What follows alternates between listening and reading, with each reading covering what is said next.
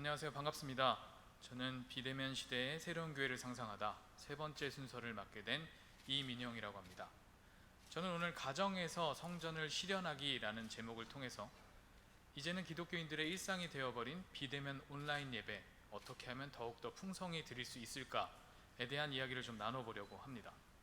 온라인 예배, 비대면 예배 아무리 우리가 드린다 하더라도 결과적으로는 아직까지는 아날로그의 공간에서 이루어지고 있기 때문에 우리는 분명히 이 부분에 대해서 짚고 넘어가야 되지 않을까라고 생각을 해봤습니다. 온라인 예배 어떻게 드리고 계신가요? 이 방송을 보고 계신 분들도 아마도 대부분 다 온라인 예배로 지난 주일 예배를 드리셨을 거라고 생각을 하는데요. 다행인 것은 오늘날의 상황에서 많은 교회들이 적극적으로 그리고 자발적으로 비대면 온라인 예배를 실시하고 있다는 것입니다. 이 부분에 대해서는 굉장히 긍정적인 평가를 내리고 있다고 생각을 하고요. 한국 사회의 구성원으로서 어찌 보면 책임감을 다하고 있다라고 생각을 할 수 있겠죠. 그런데 이런 필요성이나 당위성과는 별개의 문제가 발생을 하고 있는데요. 지금 보고 계신 표를 통해서 아시겠지만 온라인 예배의 필요성과는 별개로 많은 성도님들이, 많은 기독교인들이 실제로 온라인 예배에서 그다지 만족감을 느끼지 못한다라는 설문조사들이 쏟아져 나오고 있습니다. 아무래도 코로나19 상황의 초기 때만 해도 비대면 온라인 예배를 실시한다라는 사실 자체에 대해서는 굉장히 긍정적인 반응을 보이기는 했지만 이 기간이 길어짐에 따라서 온라인 예배가 점차 정착을 하고 있기는 한데 실제로 온라인 예배를 드리는 부분에 있어서는 만족감이 떨어진다. 그리고 아무래도 현장 예배보다는 못하다라는 인식들이 강하게 나타나고 있다라는 것이죠. 대부분의 온라인 예배가 집에서 이루어진다는 전제를 놓고 봤을 때 저는 이런 질문을 드릴 수 있을 것 같습니다. 왜 집에서 드리는 예배는 쉽지 않을 것인가? 사실 많은 교회에서 지금 보시는 이미지의 왼쪽에 있는 이미지들을 머릿속에 상상하면서 비대면 온라인 예배를 실시할 거예요. 굉장히 화목해 보이고 가족이 하나가 돼서 예배를 드리는 것처럼 보이지만 실상은 오른쪽과 더 가깝죠. 지금 보이시나요? 아이들이 슬슬 시동을 걸고 있습니다. 2분 뒤에 저 부모의 위치가 어디로 바뀔지 보이시지 않으시나요? 왼쪽에 있는 아이는 오른쪽에 있는 장난감으로 갈 거고요. 아빠는 그 아이를 따라갈 겁니다. 오른쪽에 있는 아이는 왼편에 있는 장난감으로 갈 거고 엄마는 그 아이를 따라갈 겁니다. 결과적으로 집에서 드리는 예배가 집중하기 힘들어진다. 이것이 만족도가 떨어지는 가장 큰 이유로 설문 대답이 밝혀지고 있는 것입니다. 그럼 왜 우리는 집에서 예배를 드리기가 쉽지 않을까? 사실 지금까지 이 부분에 대한 학문적인 연구가 없었습니다. 그도 그럴 것이 기독교는 약 2000년의 역사 동안 모이기를 힘써왔던 종교이고 기본적으로 특정 공간에서 특정 수의 인물들이 모여서 예배를 드리는 것을 종교적 제의로 삼아왔기 때문입니다. 오늘날과 같은 상황은 아주 특별한 케이스를 제외하고는 없었기 때문에 집에서 드리는 예배가 왜 어려운지에 대한 연구가 사실 없었다라는 것이죠. 실천신학을 공부하는 제 입장에서는 연구 자료가 없었다는 것이 굉장히 어려운 일이기는 했습니다. 근데 우연히 어느 날 TV 채널을 돌리다가 TV 프로그램에서 약간의 힌트를 발견했습니다. 알쓸신잡이라고 하는 프로그램이었는데요. 우연히 제가 채널을 돌리다가 보게 된 그 프로그램에서는 호텔에서 즐기는 휴가 문화, 소위 호캉스라고 하는 문화에 대해서 이야기를 나누고 있었습니다. 왜 사람들이 굳이 집에서 가까운 거리일지라도 호텔에 가서 휴가를 즐기려고 하는가? 그것의 이유에 대해서 출연자 중에 한 사람이었던 김영하 작가는 호텔에 가야 쉴 수 있기 때문이다. 집에서는 쉴 수 없기 때문이다 라고 이야기를 합니다. 그러면서 지금 슬라이드에 나와 있는 이런 내용을 이유로 드는데요. 쉽게 말해서 집안에는 근심거리가 많다.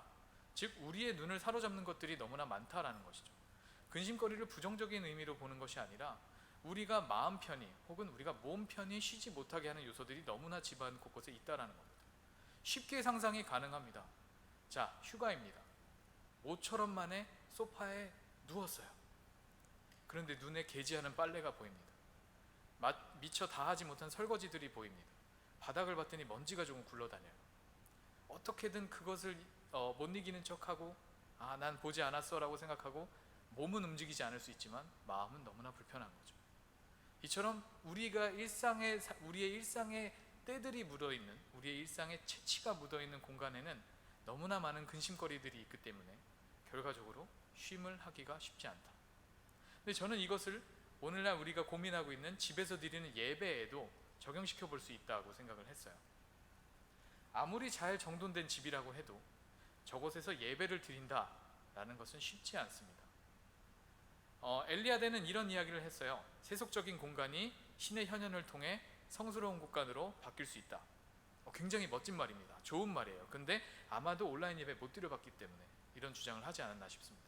실제로 세속적인 공간, 우리의 일상이 묻어있는 집에서 온라인 예배를 드린다? 신의 현현에 집중하기가 힘들어요. 그래서 많은 성도님들이, 많은 기독교인들이 온라인 예배 만족도에 대한 설문조사에서 가장 큰 이유로 되는 것이 집중하기 어렵다입니다. 신의 현현이 임해도 집중하지 못한다면 우리는 하나님의 임재를 풍성하게, 온전하게 느낄 수가 없겠죠. 그러면 아무래도 예배의 경험이 교회에서 드리는 것보다는 떨어질 수밖에 없게 되는 겁니다. 그래서 집에서 드리는 예배가 쉽지 않다라는 이야기가 계속 나오고 있죠. 하지만 그럼 집이 문제일까? 기억하시나요? 2002년도 뜨거웠던 그 열기의 현장입니다. 그 이후에도 우리는 수많은 시간 동안 축구 응원을 집에서 했습니다. 문제 없었던 걸로 기억을 하는데요. 예배와 다른 부분이 무엇일까? 이 두 이미지의 차이가 뭘까요? 왼편에 있는 이미지에는 공통의 매개체가 있습니다. 오른편의 이미지에는 공간에 어울리지 않는 매개체가 있죠. 왼편의 이미지에는 같은 색깔의 옷을 입고 같은 손뼉을 치면서 같은 구호를 외치고 아마도 치킨도 먹었겠죠? 같은 음식을 나눴습니다.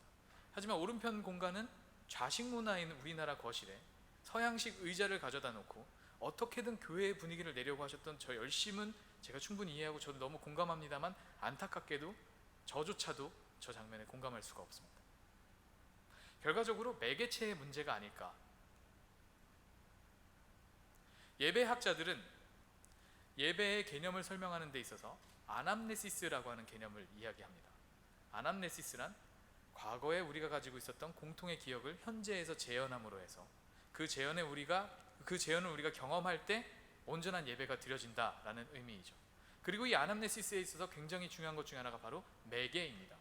예를 들어 성찬을 예로 들었을 때는 빵과 포도주가 굉장히 중요한 매개체가 되는 것이죠. 마찬가지로 우리가 집에서 예배를 드릴 때에도 우리의 기억을 재생시킬 수 있는, 우리의 기억을 재현할 수 있는 어떠한 매개체가 있다면 우리는 조금 더 풍성한 온라인 비대면 예배를 드릴 수 있지 않을까. 그래서 제 글에서는 집에다 가족용 제단을 한번 만들어 보는 것은 어떨까라고 제안을 해봤습니다. 이걸 이제 이상하게 생각하시면 이상하게 들리실 수도 있겠지만 기독교의 오래된 전통입니다. 저기다 초를 켜놓고 아침마다 저녁마다 기도를 할 수도 있을 것이고요. 사랑하는 가족들의 사진을 올려다 놓고 아침마다 저녁마다 그 가족들을 위해서 기도를 할 수도 있을 겁니다. 그리고 성경책을 펴놓고 저곳에서 성경 말씀을 묵상할 수도 있겠죠. 우리 가정에 일정한 공간을 성스럽게 꾸며놓는 것, 그 매개만으로도 우리는 비대면 온라인 예배를 드리는 우리의 일상의 공간을 조금 더 거룩하게 만들 수 있지 않을까. 더 나아가서 같은 향의 초를 쓴다면 어떨까?